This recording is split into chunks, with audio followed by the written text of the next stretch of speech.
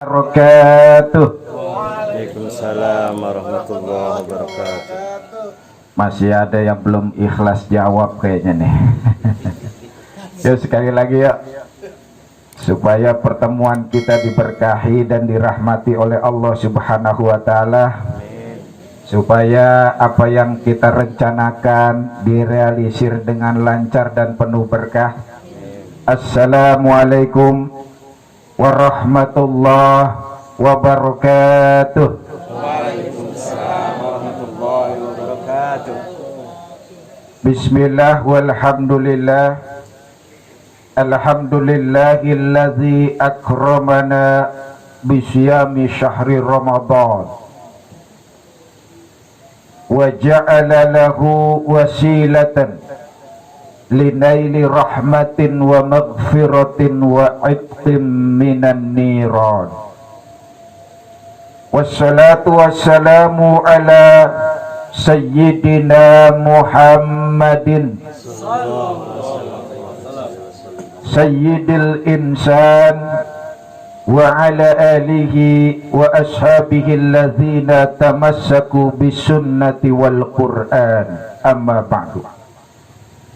Yang saya muliakan dan hormati Ketua Subrayon 02M SMK Kabupaten Tangerang, Al-Mukarram Syekhun Al-Karim Bapak Asep Ibrahim MPD beserta istri. Ada istrinya enggak? Di rumah ya.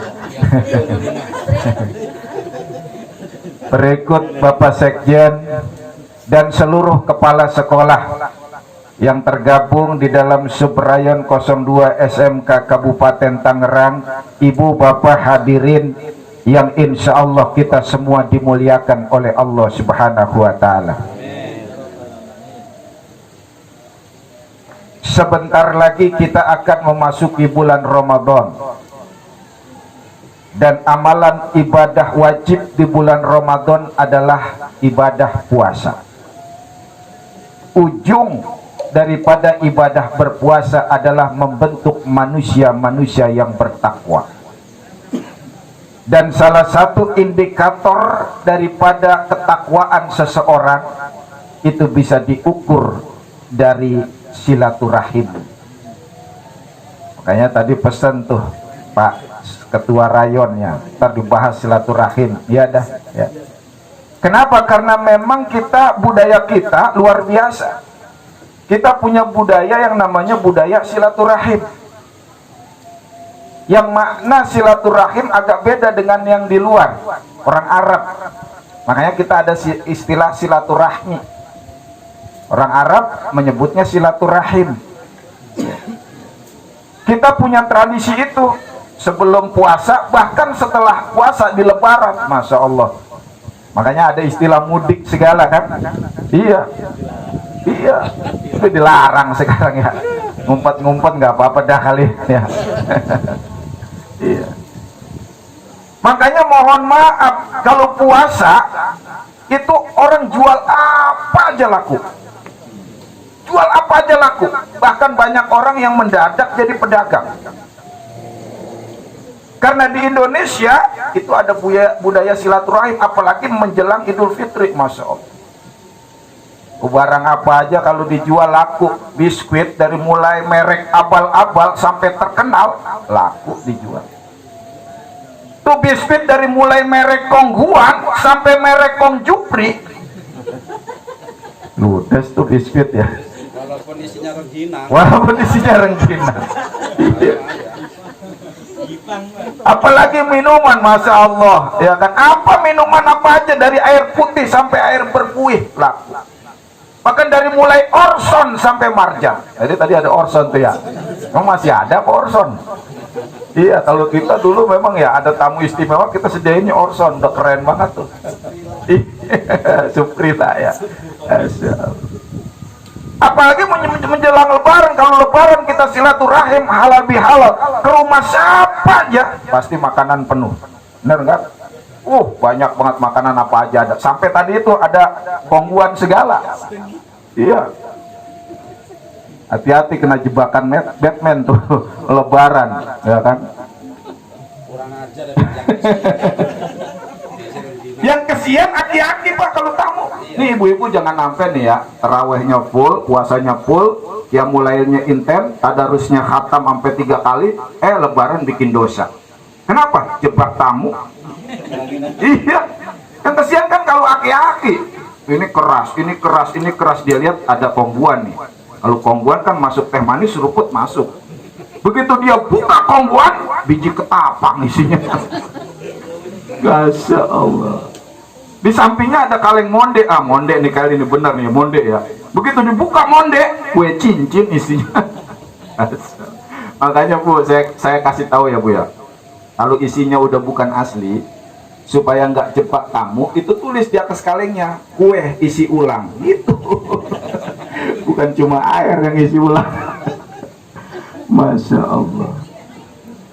Karena itu ketika kita keluar dari Ramadan atau sepanjang Ramadan, kalau ingin melihat bagaimana intensitas ketakwaan kita, lihat silaturahim.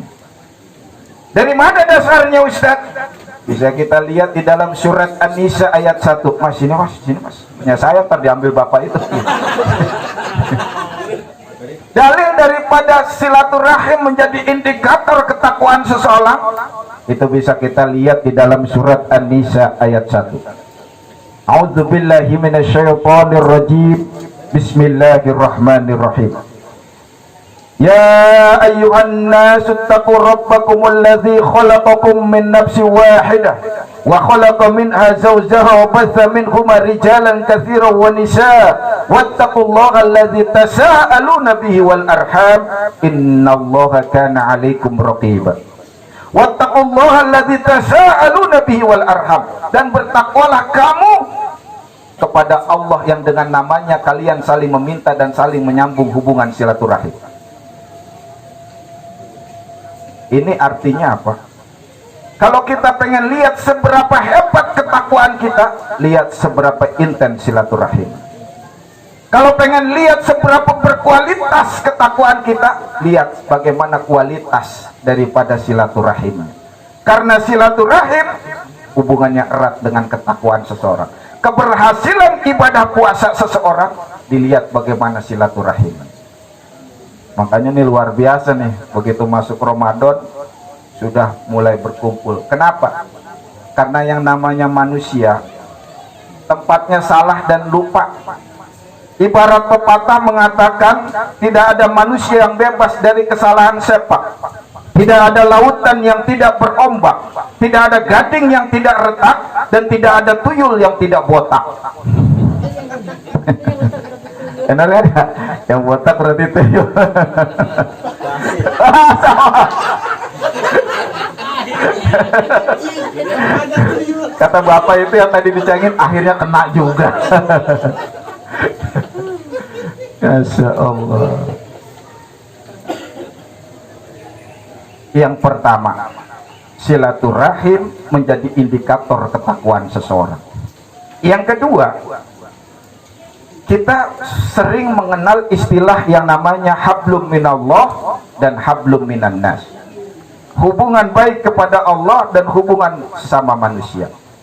Kenapa hubungan baik antara sesama manusia disebut juga dengan silaturahim? Kenapa sih bukan silatunas? Harusnya silatunas, karena tadi ada hablum minan nas. Karena silaturahim terdiri dari dua kata, silatun dan rahimun. Sila artinya menyambung, sila artinya merekatkan, menggabungkan. Rahim artinya makna dasarnya peranakan. Rahim, maka makna awal silaturahim, dan makanya orang Arab silaturahim itu adalah menyambung hubungan antar sesama keluarga. Orang yang satu peranakan itu disebut silaturahim. Kalau begini nih, bukan silaturahim yang disebut kalau menurut orang Arab. Ya. Karena apa? Kita bukan berasal dari satu peranakan. Beda-beda.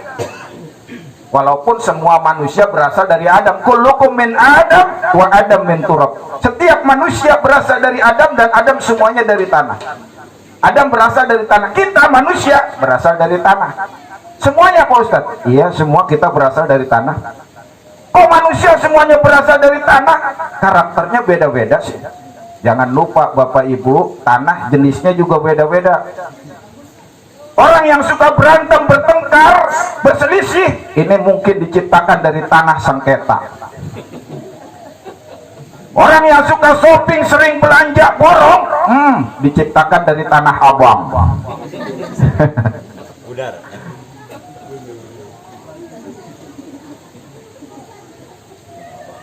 Tapi di Indonesia maknanya berkembang. Pokoknya setiap hubungan baik antara sesama manusia itu disebut dengan silaturahim, atau kita menyebutnya silaturahim. Kenapa silaturahim? Silatun dan rahimun. Rahim ini berasal dari nama Allah, salah satu sifat Allah. Sesuatu yang disandarkan kepada nama Allah ini menjadi suci dan sakral. Bapak Ibu mohon maaf, saya pengen tanya, ada nggak yang berani ngeludahin keramik masjid? Bu, ada nggak yang berani ngeludahin keramik masjid? Nggak ada. Dibayar deh 500.000 gitu. Berani? Nggak berani kan? Tapi keramik yang sama, harga yang sama, beli di material yang sama, ada di kamar mandi kita, berani nggak kita ludahin? Berani banget, kencingin aja berani. Kenapa yang di masjid tidak berani, yang di kamar mandi kita berani? Karena yang di masjid sudah disandarkan kepada nama Allah. Itu rumah Allah, maka dia menjadi suci dan sakral.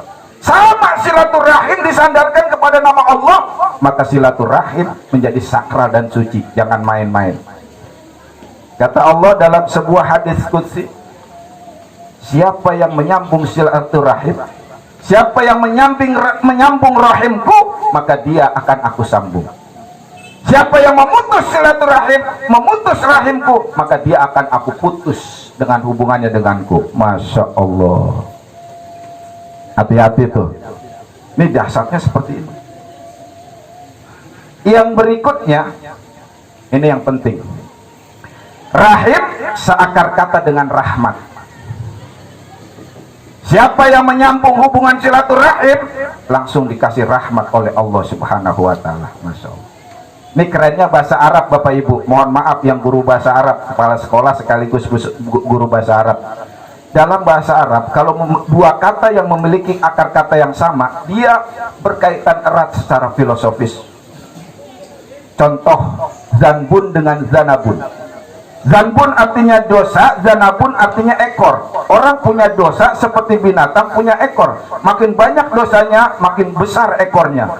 Binatang punya ekor besar, jalannya lambat. Orang punya dosa banyak, lambat merespon kebaikan. Makin besar banyak dosanya, makin lambat malas merespon kebaikan dan ketaatan. Seperti binatang yang punya ekor besar, dia jalannya semakin lambat. Sarir dengan surur, hurufnya sama. Sarir tempat tidur, surur bahagia. Orang kalau di tempat tidur biasanya bahagia, apalagi bini muda, ya kan? Iya.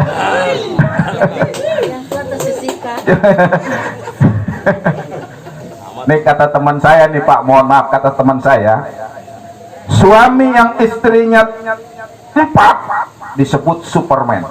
Terbang sono, terbang sini, pos 1, pos 2, baru 4. Suami yang istrinya 3 disebut true man, pria sejati. Suami yang istrinya 2 disebut gentleman. Suami yang istrinya 1 disebut cemen.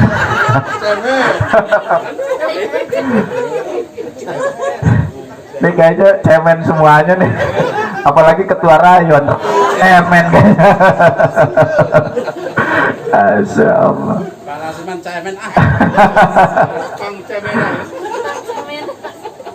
Sama dengan dana dunia. Dana sama hurufnya danonia. Dana artinya rendah hina, dunia ya dunia. Dunia kalau kita kejar terus mati-matian, makin rendah, makin hina. Sama juga dengan mar'ah dan mir'ah. Bedanya harokatnya fathah sama kasroh. Mar'ah dan mir'ah. Mar'ah artinya perempuan, mir'ah artinya cermin, kaca. Perempuan kagak jauh-jauh sama cermin, sama kaca. Kalau kemana-mana ngacanya bolak-balik nggak selesai-selesai. Makanya dulu kalau belum ada HP di tasnya diperiksa pasti ada kacanya. Secara filosofis perempuan adalah cerminnya laki.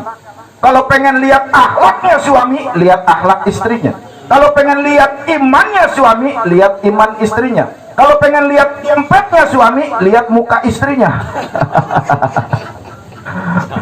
Bu, kenapa Pak Ustadz? Suaminya lagi bokeh ya? Kok Pak Ustadz tahu? Muka lu demak banget kelihatannya. Bu ini mah Masya Allah kinclong-kinclong banget ini. Tapi saya yakin udah nggak original Pak. Lah perempuan sekarang paling takut sama tua sama keriput. Mukanya perempuan tuh Masya Allah udah habis dipermak, gigi dipagerin, ya kan, bibir dibetot, pipi disedot, alis dikerok, bulu mata dicabut, ditanemin alang-alang, wah banyak lah pokoknya.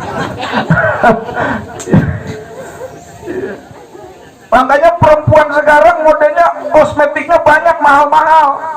Tuh kosmetik ada yang mereknya nyebelin, ceplok, pipa, paralon, wah banyak dah pokoknya. Iya, ya Bu ya. Kalau perempuan, makanya Pak, saya kasih tahu ya Pak, kalau pengen bini cakep modalin, bener nggak Bu begitu Bu? Iya. Sekarang kosmetiknya mahal-mahal, lebih ini pengen cakep dikasih uang 25.000. Bu, gak apa, nih uang 25.000 buat apaan Pak? Lu ke salon sana, gue pengen banget niat lu kayak Krisdayanti. Ya elah bini 25.000 pengen kayak Syahrini. Pak, 25.000 nggak dapat apa-apa, paling dapat bedak pipa nomor 4. Bini pakai bedak pipa nomor 4 dicium ngebul, pus. Begitu besoknya bininya mau dandan, belas bedak gua mana? Gua mana? Kecarian, nggak taunya dipakai main kerambol sama anaknya. Masya Allah. Masih ada nggak bedak pipa Bu zaman sekarang Bu? Ada. Nggak ada ya? Ada. Masih ada ya, Masya Allah. Begitu juga rahim seakar kata dengan rahmat. Artinya apa? Orang yang menyambung silaturahim akan diturunkan rahmat oleh Allah Subhanahu wa Ta'ala. Nih Pak, mohon maaf saya ngajari sebuah hadis. Ada suatu hadis riwayat Imam Abu Daud. Dikatakan di sana Rasulullah Shallallahu Alaihi Wasallam bersabda, "Ma min dzambin azza ayyu'ajjilallahu ta'ala." Tidak ada dosa yang pantas disegerakan oleh Allah Subhanahu wa Ta'ala li sahibihi, bagi pemilik dosa tersebut, al-uqubata, siksanya fid dunya, di dunia, ma'ama yaddakhiruhu fil akhirah, sebelum nanti di akhirat. Di dunia langsung dibalas oleh Allah, mithlul baghi wa qati'atir rahim, kecuali dua, orang yang berbuat zalim dan memutus hubungan silaturahim. Masya Allah. Sekali lagi saya ulangi, tidak ada dosa yang dipercepat oleh Allah di dunia sebelum nanti di akhirat selain orang yang memutus hubungan silaturahim. Tapi kebalikannya, tidak ada pahala ganjaran yang dipercepat oleh Allah di dunia sebelum nanti di akhirat selain orang yang menyambung hubungan silaturahim. Masya Allah. Makanya mohon maaf, ada orang yang terawihnya full, puasanya full, tadarusnya rajin, tapi kok nggak merasakan nikmatnya ibadah. Boleh jadi ada keluarga, sanak famili atau sahabat yang diputus hubungan silaturahimnya, rahmat Allah tertutup. Ada orang yang kerja siang malam mati-matian, banting tulang, pergi gelap, pulang gelap, sampai anaknya kalau ditanya, "Bapak mana?" Gelap. Pergi gelap, pulang gelap. Tapi kok hartanya segitu aja, jabatannya nggak pernah naik, mantap terus karirnya. Boleh jadi ada orang yang diputus hubungan silaturahimnya, rahmat Allah tertutup. Kamu putus rahimku, aku tutup rahmatku. Allahu Akbar. Ada orang bisnismen, setiap hari kerjain proyek, udah di depan mata, tapi kok gagal terus. Coba periksa, mungkin ada saudara, tetangga, sahabat, keluarga yang dia putus hubungan silaturahimnya sehingga rahmat Allah tertutup.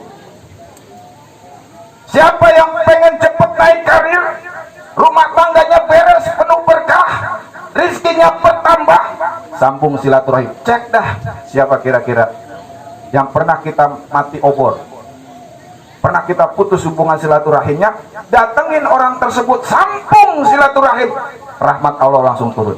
Allahu Akbar.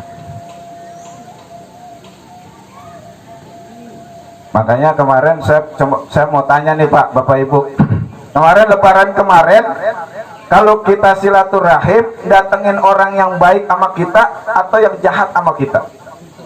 Hah? Yang baik kan? Kita ngasih sesuatu kepada orang yang sering atau pernah ngasih kepada kita, atau sama orang yang pelit sama kita? Yang baik sama kita, bener kan? Ngapain orang pelit kita kasih, kan gitu. Kalau itu yang kita lakukan, itu bukan silaturahim, itu namanya dagang. Udah kudu itu mah, tanpa harus menjelaskan, dengerin ceramah tausiah, itu memang harus, orang baik harus dibaikin, orang ngasih harus kita balas kasih. Tapi yang disebut silaturahim, kata Rasul, laisal wasil bil mukafi, walakinil wasil idza qata'at rahimuhu wasolaha.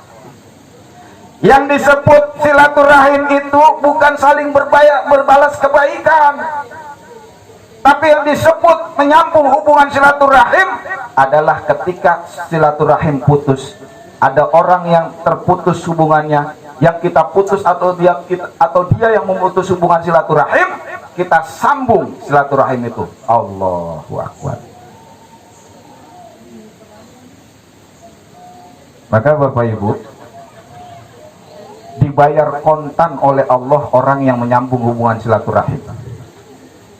Kita cek dah sebelum masuk Ramadan, siapa kira-kira yang kita pernah putus, telepon aja, kalau nggak sempat datang, sambung. Allahu Akbar, kebuka nanti hidup. Anak siswa yang kira-kira susah diatur,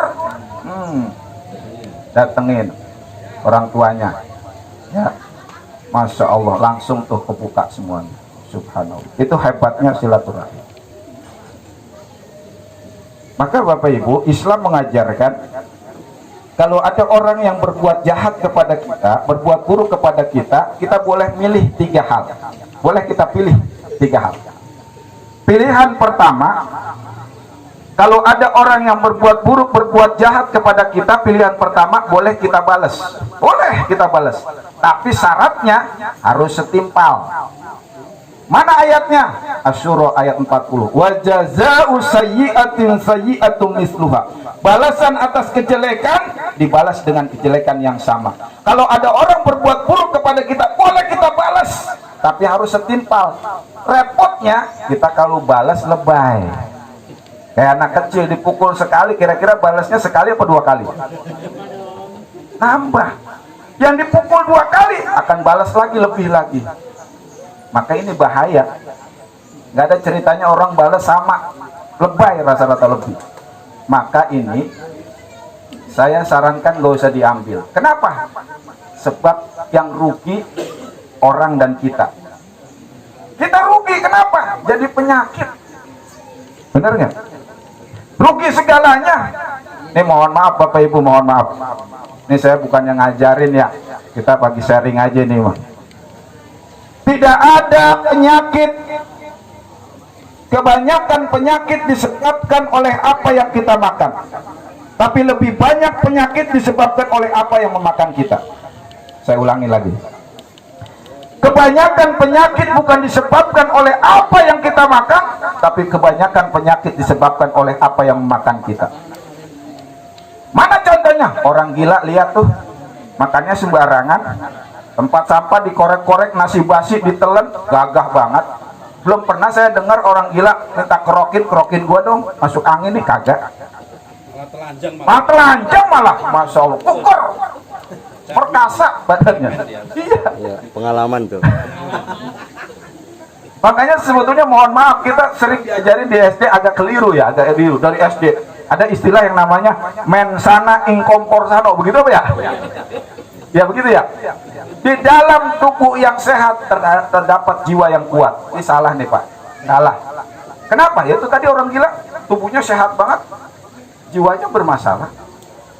Harusnya di dalam tubuh yang sehat, harusnya di dalam jiwa yang sehat terdapat tubuh yang kuat. Dibalik harusnya. Kenapa? Karena kuncinya di hati, di jiwa.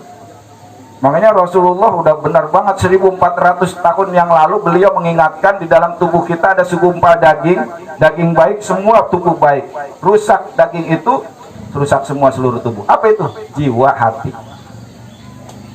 Makanya ilmu medis modern sekarang sumber penyakit itu bukan di tubuh tapi di jiwa. Makanya tumor kalau dioperasi dia berpotensi tumbuh di tempat lain. Kenapa? Bukan itu sumbernya, yang menjadi sumber di jiwa. Makanya dokter dari Amerika yang bernama Gerard Jampolsky, nggak usah diulang lagi, saya ribet itu nyebutnya. Ngapalinnya seminggu itu. James.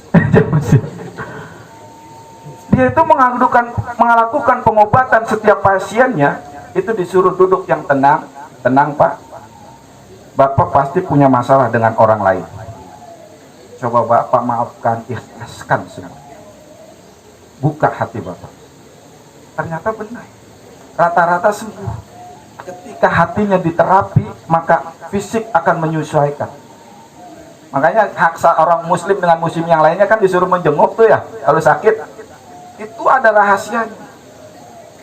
Jadi orang yang menjenguk orang yang sakit, energi positifnya masuk ke orang yang sakit. Orang yang sakit senang, bertambah imunnya kalau dikunjungi.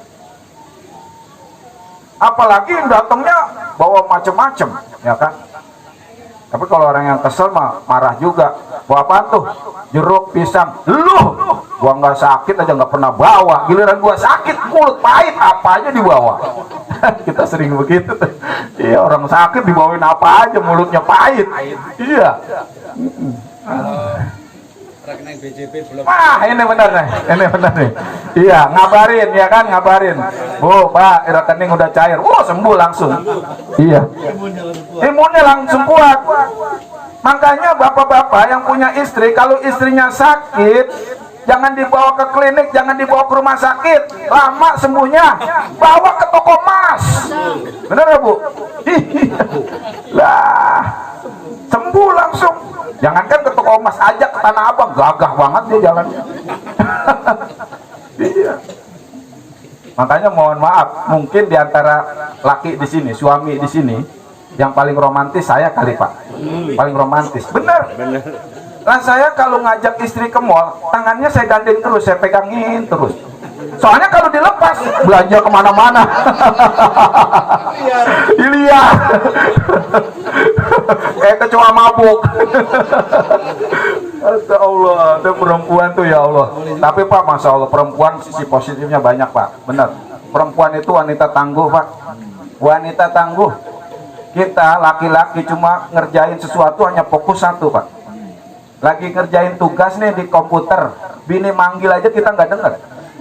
Bini suka marah, bukannya kita nggak mau nyaut, kita nggak dengar karena kita fokus. Kita lagi nyupir nih, diajak ngobrol, bisa kelewat itu keluar tol, ya nggak? Laki-laki fokus satu, tapi ke perempuan Pak, satu waktu bisa 5 kerjaan dia pakai tuh, ya kan? Nyuapin anak sambil goreng ikan asin, kakinya sambil ngepel, dia kan nungguin mesin cuci, masih bisa update status tuh.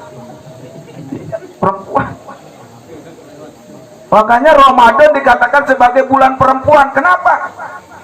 Ramadan perempuan paling sibuk Pak. Ngelayanin suami, ngurus anak, menyiapkan berbuka, sahur. Ibadahnya nggak ketinggalan sama kita. 3 hari ada yang udah hatam Pak. Kita seminggu 1 juz masih bolak-balik. Tadi udah belum ya? Belum, udah bolak-balik. Begitu besoknya tandanya hilang. Aduh, dari awal lagi aja tuh. Iya. Perempuan saking hebatnya Pak, ibadah di Ramadan tuh kalau terawih orangnya belum datang, mukenanya udah datang duluan. Lah coba tanya itu ibu-ibu tuh, bener nggak? Nah tuh kerennya perempuan. Yang hebat lagi Pak, perempuan kalau sakit pagi hari kopi tetap tersedia di meja, bener nggak? Perempuan sakit kayak apa? Sarapan nggak ada Pak. Tuh perempuan tuh. Kita demam dikit, air panas. Minta kopi. Manja banget kita lebay, Pak. Tapi perempuan, Masya Allah, luar biasa dahsyat. Makanya Pak, yang begitu Pak, ditambah Pak, biar enak. Tambah lagi. Jangan sampai dibilang cemen. Masya Allah. Maka yang pertama, pilihan ini jangan diambil. Sebab apa? Bikin rusak hati kita. Bikin rusak. Sebetulnya untuk apa namanya, kunci bahagia itu sebetulnya gampang. Kunci bahagia itu, kunci bahagia gampang. Apa itu? Ini saya tanya nih ya, saya tanya dulu. Bapak-bapak, ibu-ibu jawab yang kompak. Apakah nikmat Allah yang diberikan kepada kita bisa kita hitung apa enggak? Bisa kita hitung enggak? Enggak. Pertanyaan kedua, mana yang lebih banyak diberikan oleh Allah, kemudahan apa kesulitan? Kemudahan. Kompak dua-duanya. Pertanyaan ketiga, hati-hati nih. Mana yang lebih banyak kita ingat, kemudahan apa kesulitan? Nah, Kemudahan. nggak kompak udah mulai kan? Pertanyaan keempat, mana yang lebih sering kita ceritakan ke orang lain, kemudahan apa kesulitan? Nah, itu artinya kita belum bahagia. Kenapa? Kita sepakat tadi nikmat diberikan oleh Allah nggak kehitung saking banyaknya. Kita juga sepakat kemudahan lebih banyak diberikan oleh Allah ketimbang kesulitan. Kenapa yang kita ceritakan ke orang lain kesulitannya? Kenapa yang selalu kita ingat kesulitannya? Itu karena kita belum punya rasa syukur. Hati lagi kembali ke hati. Gitu. Kembali ke hati. Bahkan ada tuh satu majelis di pos ronda itu lomba menceritakan kesulitan. Bukan kebaikan, kesulitan. Wah, bini gua mah parah banget. Lu kenapa ya, Mang? Minta belanja mulu. Lu mau mendingan. Bukan bini gua udah belanja nggak pulang-pulang lagi. Lu mendingan anak gua no cerita masalah kesulitan. Masya Allah. Bukan bapak-bapak sini, ini mah udah kepala sekolah semuanya, ini mah udah hebat semuanya. Ini mah bapak-bapak di rumah saya ini mah. Tapi kata rumah saya tanya, katanya pindahan dari sini katanya.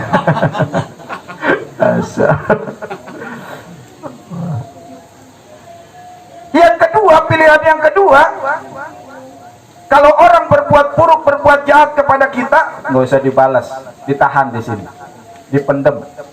Tapi ini bahaya juga kalau kita nggak ikhlas, kita nggak punya jiwa pemaaf, akhirnya apa? Jadi penyakit lagi. Bahaya, jadi penyakit. Maka jangan diambil juga nih pilihan ini nih. Kebanyakan di rumah sakit orang yang sakit, mohon maaf, kebanyakan karena hatinya bermasalah. Ada yang kurang kasih sayang, galau, sedih, merana, rata-rata hatinya bermasalah. Iya. Maka kalau ini yang kita ambil, jangan bahaya. Yang ketiga yang kita ambil, apa itu? Kalau orang berbuat buruk, berbuat jahat kepada kita, pakai jalan yang ketiga, apa itu? Memaafkan. Wal afina 'anin nas. Tuh, memaafkan. Maka benar tadi tuh kita kumpul di sini sebelum masuk Ramadan, kita saling memaafkan. Gampang apa susah memaafkan? Gampang apa susah Pak memaafkan, Pak? Bu, gampang apa susah, Bu? Hah? Benar, Bu. Hah? Prakteknya kalau kita praktekkan agak susah memaaf, jadi orang pemaaf itu. Susah. Kenapa susah? Karena kita sering salah konsep tentang memaafkan. Nah, hari ini ya, yang salah konsep kita delkon, kita install yang baru. Kenapa salah konsep? Yang pertama, salah konsepnya memaafkan untuk kepentingan orang lain. Ini salah, delkon. Kita anggap memaafkan untuk kepentingan orang lain. Sudah sih Pak, maafin aja Bu, maafin deh Bu. Enak aja Pak Ustadz, enak di dia, nggak enak di saya. Loh, emang memaafkan untuk kepentingan siapa? Untuk kepentingan kita. Kalau kita punya jiwa pemaaf, kita menghadiahkan kebebasan dari himpitan hati yang mendera. Nah sekarang kalau sama hati aja pelit, sama diri sendiri gimana orang lain? Jadi Orang yang nggak punya jiwa, memaafkan untuk kepentingan orang lain salah. Untuk kepentingan kita, agar supaya apa? Jiwa kita tetap sehat. Kalau enggak, kita dikontrol Pak sama orang lain. Dikontrol. Makanya prinsip yang kedua yang salah, memaafkan adalah orang lemah dan bodoh. Salah nih. Kita anggap memaafkan orang lemah bodoh, salah. Udah sibuk maafin aja. Enak aja Pak Ustadz. Lemah saya kalau saya maafin. Udah begitu banyak dia menyakiti saya. Goblok kalau saya maafkan. Lemah. Emang siapa dia, siapa saya? Emang situ siapa? Au! Gitu. Kita anggap memaafkan orang lemah, orang bodoh, salah.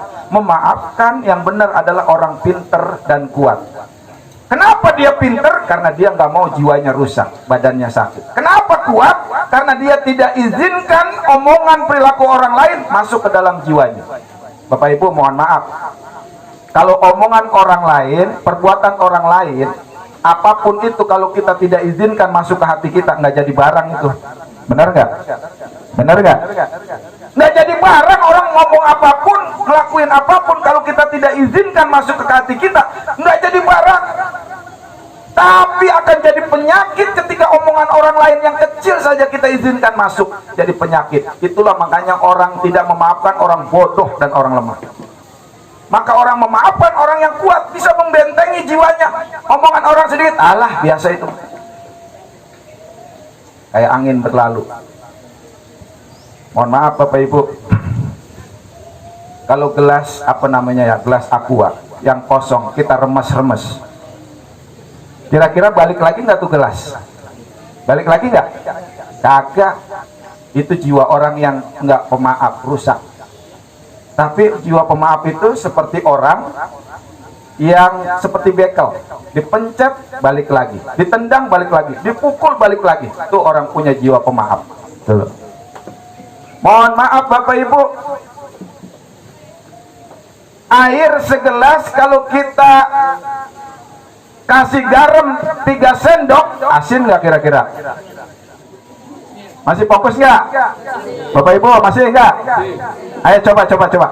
Tangannya dikedepanin, dua-duanya tangannya dikedepanin. Kedepanin, ayo. Mohon maaf saya nyuruh, kapan lagi nyuruh kepala sekolah, ya kan? Tangannya dikedepanin. Ikuti perintah, jangan lihat contoh, ya kan? Depanin, dikatasin, ya digerakin, dikatasin, ke depan lagi, ke atas lagi, yang cepet. Pegang dagu.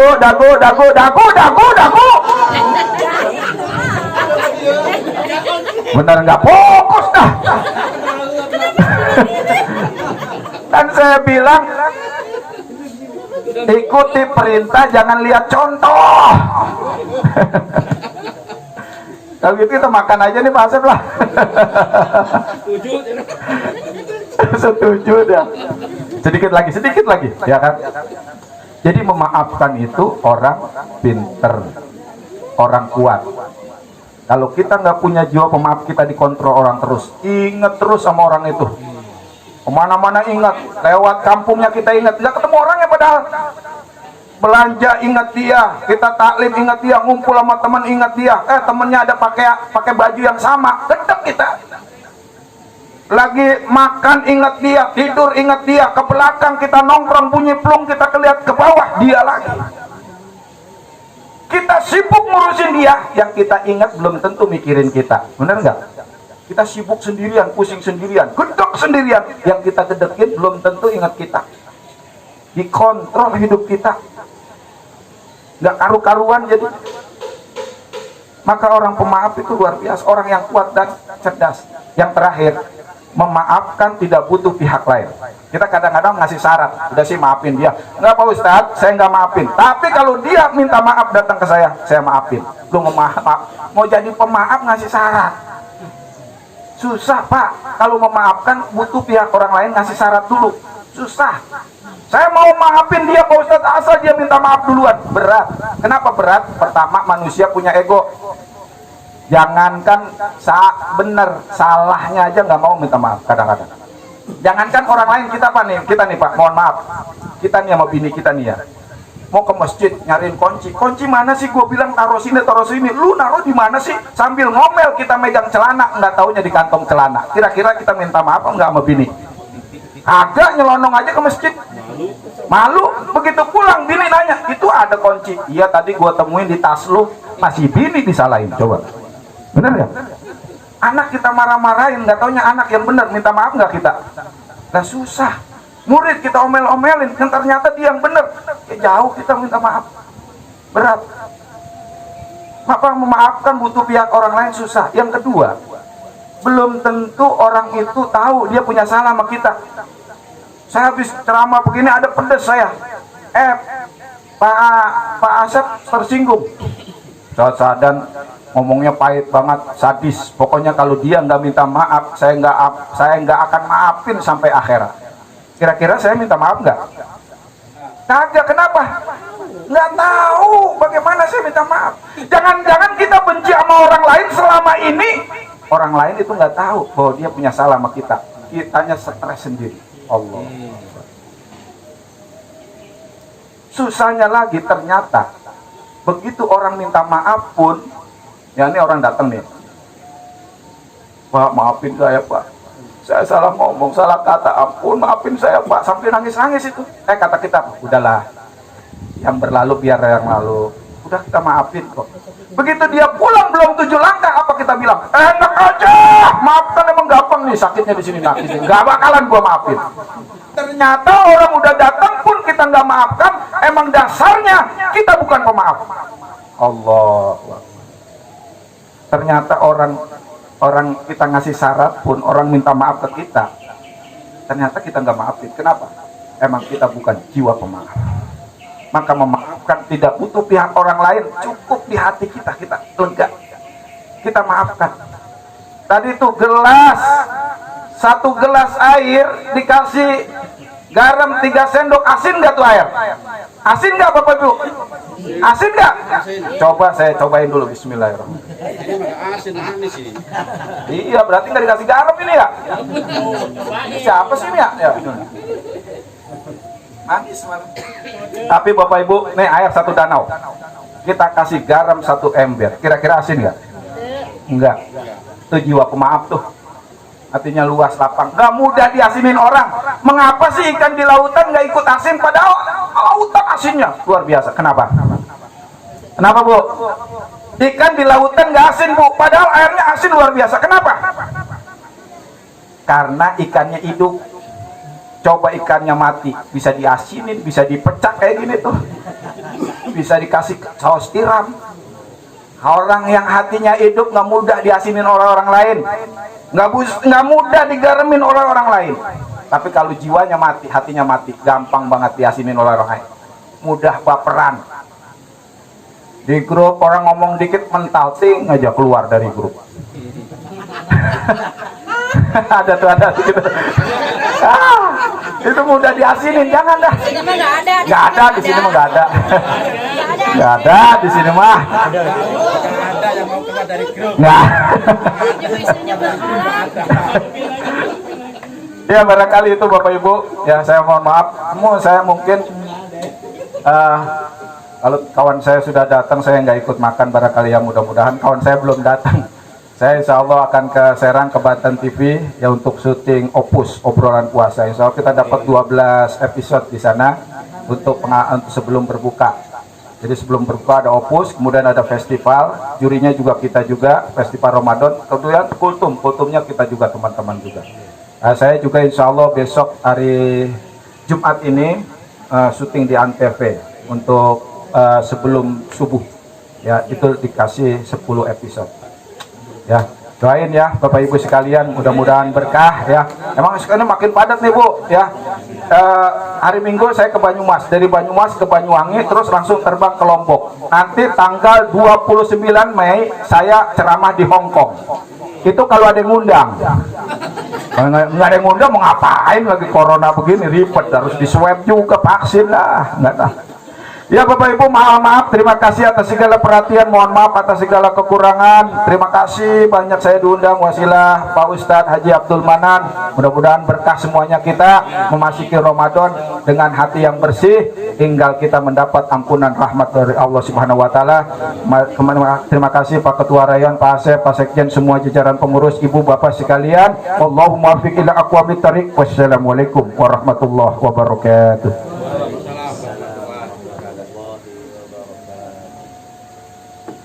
Waalaikumsalam warahmatullahi wabarakatuh.